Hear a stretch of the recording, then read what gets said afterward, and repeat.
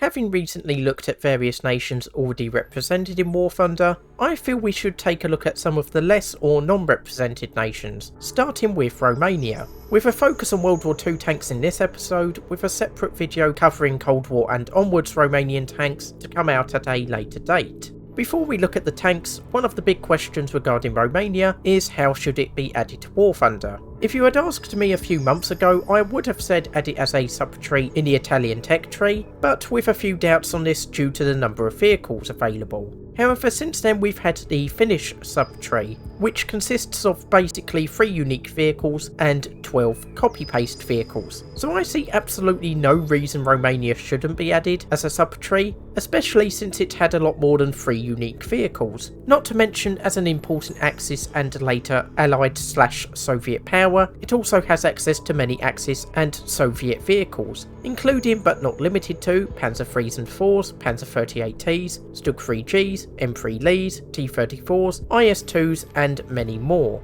However, for today we will be looking at the tanks designed or heavily modified by the Romanians, so let's take a look at them. The first Romanian tank we're going to look at is the R2C, which was a modified variant of the R2, which was the Romanian designation for the LT-VZ35, or as it's better known by its German designation, the Panzer 35T. The R2C was mostly the same as the R2, with the same armament, broadly the same armour thickness, mobility and crew complement. However, there are a few minor differences. The first one you might notice is at the back of the turret, where instead of one curved plate for the turret rear, we have 2 flat plates at a very shallow V angle. However, there may actually be a bigger change regarding the armour, though I've not been able to find much information about this. The C in the designation stands for Cimentate, which is Romanian for cemented. Now, according to some online sources, this refers to the use of cemented armour, presumably the type of metal armour rather than actual concrete. Without going into too much detail on various different armours, regular RHA armour is tougher but ductile, so when a shell hits it, it can travel away through the armour while being slowed down by it. It also has the same toughness throughout the plate. Cemented armour, usually referred to as face hardened, does have this same ductile armour but with the outer layer being significantly harder, though also brittle, with the idea being that the incoming shell may break upon this hard outer layer, or at least be significantly slowed down by it. However, this can be defeated via the use of capped shells, with the cap punching a hole through the armour, followed by the main projectile which can now bypass the hard outer edge. Now, War Thunder does technically represent these armours, with cemented armour on ships having a 1.10 multiplier, while high hardness armour has a 1.25 multiplier. Unfortunately, I don't know which process was used on the R2C, or which armour plates were actually treated in this way, though potentially being 10 to 25% tougher in any place is of course an advantage.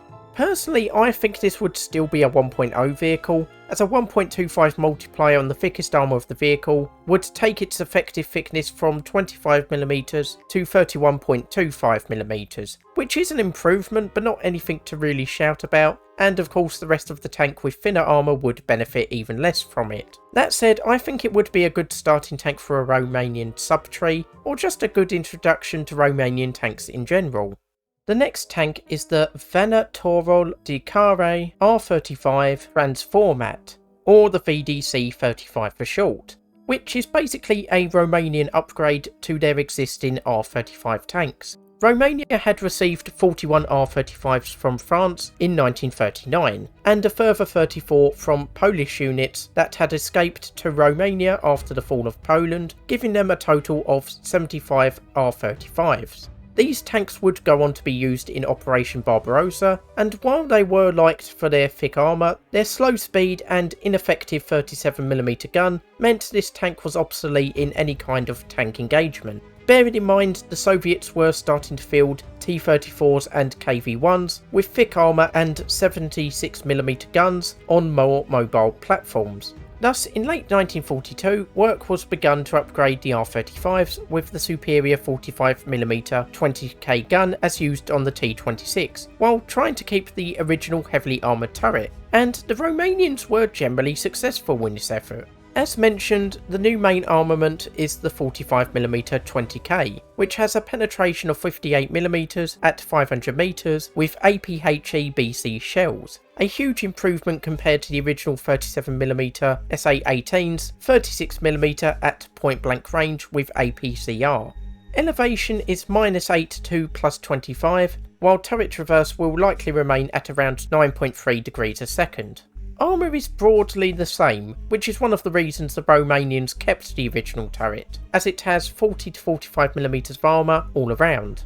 However, the mantlet is different, and finding a figure for this is somewhat difficult. Basically, there is only one turret remaining in existence, and while it does have a mantlet, which is estimated to be around 10mm thick, this is only the internal mantlet, as there were supposed to be 2 layers of cast armour. So ultimately we don't know exactly how thick it was intended to be overall, unless somebody finds that outer layer of cast armour. I would personally guess maybe 30 to 40mm, though that is just an educated guess on my part. Mobility should remain broadly the same at 12 miles per hour or 20 kilometers an hour, though as I mentioned in my video on French tanks when talking about the R40, a modernisation of the R35, the R35 itself wasn't all that good when it came to cross-country performance, so that is something to take into account when using this vehicle. Crew complement would remain at 2, with a driver in the hull and a commander in the turret. Overall, this is a very good upgrade to the R35, though in real life by the time it was carried out the 45mm gun was already obsolete against T-34s and the like, though it did enable the VDC-35 to go toe-to-toe with lighter vehicles such as the T-60, which the original R35 wouldn't be able to do.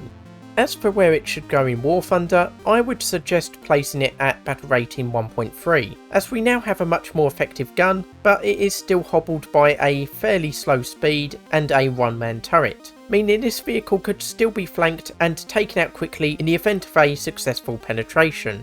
However, I think it could still be an effective tank at 1.3 and definitely much better than the existing R35 it was modified from.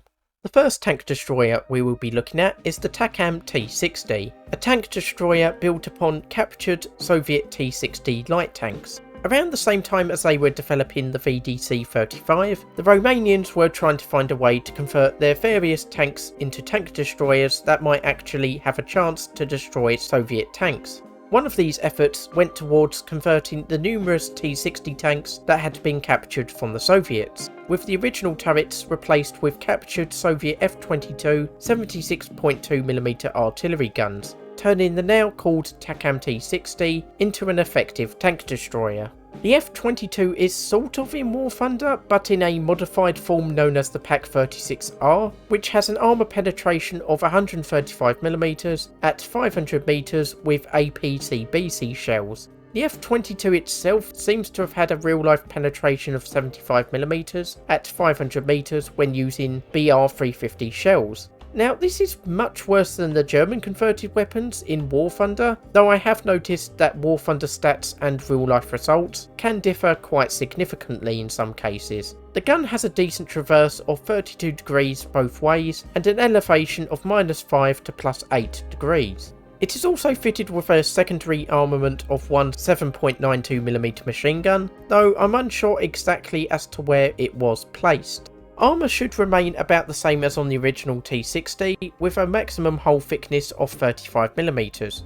The gun mounted in place of the turret is protected by a 3-sided open-topped fighting compartment, with a thickness of 15mm. As Romanian industry was in a pretty desperate place by this time, the armour plates are actually salvaged from Russian BT-5 tanks, rather than manufactured as new. Mobility is affected a little bit, with sources stating that it has a max speed of 40 km an hour or 25 miles per hour, which is only a little bit slower than the T-60 in-game, which is capable of 44 km an hour or 27 miles per hour. Crew complement is increased from 2 to 3, now consisting of a driver in the hull and a commander/gunner and loader manning the gun. The Takam T-60 seems to be a pretty capable tank destroyer, which is armed with a decent weapon and is capable of a good speed, while having an increased crew complement and having them somewhat protected will make this a tougher tank destroyer compared to the original T-60 and some other tank destroyers. I personally think it should be added at a battle rating of 2.0, similar to the Marder 3s and Su-76M, and I think this would make a pretty good tank destroyer. The next vehicle is the Takam R2, again a tank destroyer but this time based on the R2 tank, which, like most other Romanian tanks, was completely obsolete against Soviet tanks. So like with the Takam T60, work was carried out to convert these to tank destroyers. Armament this time is the newer captured Soviet ZIS-3 76.2mm gun, the same gun as used on the Su-76M in-game. It has an armour penetration of 75mm at 500 meters when using APBC shells, while having a traverse of 30 degrees both ways and an elevation of -5 to +15 degrees. It also retains its hull-mounted 7.92mm machine gun, though presumably now operated by the driver. Armour for the hull is the same as on the regular R2, while the gun itself is mounted in a three-sided fighting compartment like with the Takam T60, but unlike the Takam T60, it is at least partially roofed. This provides around 10 to 17mm of protection and is again made from armour removed from captured Soviet tanks. Mobility is again slightly reduced, with a top speed of 30 km an hour or 18.6 miles per hour, compared to the R2's original top speed of 33 km an hour or 21 miles per hour. Crew complement is free, consisting of a driver in the hull and the gunner/commander and loader manning the gun. I should also mention here that the Takam R2 has a height of 2.32 meters, compared with the original R2's 2.20 meters, which kind of surprised me because personally I think that in the pictures it looks a lot bigger than that, so I just thought I'd mention that here in case anyone else thought that.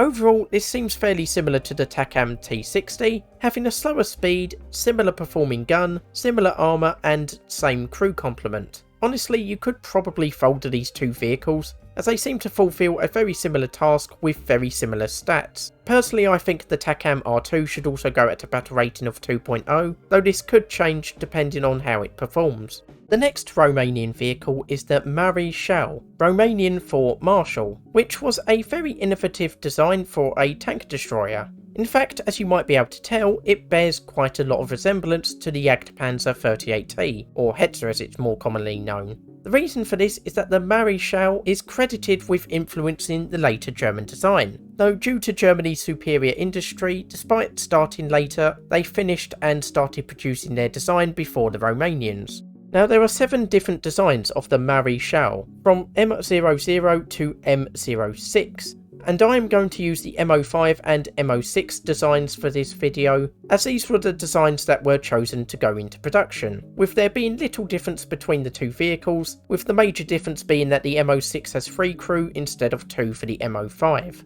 Quick disclaimer, many of the pictures that will be shown in this segment of the video will be of previous models of the Mare Shal, just because there are very few photos available in general. Armament consisted of the 75mm Rezsister M1943, a Romanian-designed anti-tank weapon that incorporated design features from the Soviet ZIS-3 and the German PaK-40, with the resulting weapon being a pretty damn good anti-tank gun.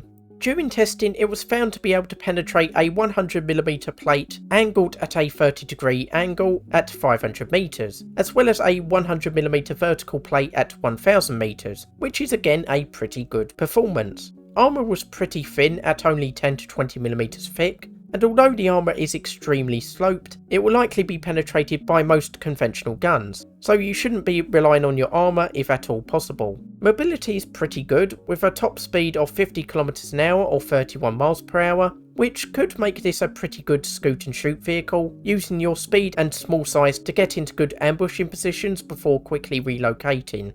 The crew complement for the M05 was 2, consisting of a driver and loader. Interestingly, the driver was also responsible for aiming and firing the gun, which would make losing the driver a much worse event than compared to other vehicles. In the M06, the crew is joined by a commander, boosting the crew to 3, though the existing 2 crew members were still assigned their original roles, though whether this would be true in game or not, I'm unsure. It should also be pointed out that the Marischal was a very small vehicle, being only 1.53 metres tall compared to the Jagdpanzer 38T, which was 2.17 metres tall, meaning it would be very easy to conceal yourself from enemies when setting up an ambush position or even just when repositioning. All in all, this is a pretty good vehicle and in many ways would play like the Hetzer, though of course with some disadvantages such as worse armour and a slightly slower speed. But overall it should be a very successful tank destroyer. So where should it go in War Thunder? Personally, I think it could go at battle rating 4.0 potentially, as its gun should perform very well at this BR and the Marischal can carry out its role as a small tank destroyer very successfully. So that's all the Romanian World War II tanks for this video. Like I said at the beginning, I will be looking at Romanian tanks from the Cold War and onwards in a future episode, but I'd be interested to hear your comments on which of these Romanian tanks you would like to see added to War Thunder first. I personally would have to say the Marischal, just because it's such an interesting design, and probably one of the more effective vehicles covered in this video. Not to mention it is such a good showcase of what Romania was capable of designing and building. Impressive enough that even the Germans took note of it, and I'd just really like to see it in War Thunder. Anyway, that's it for today's video. I hope you enjoyed it. I'm Terreno, and I'll see you next time.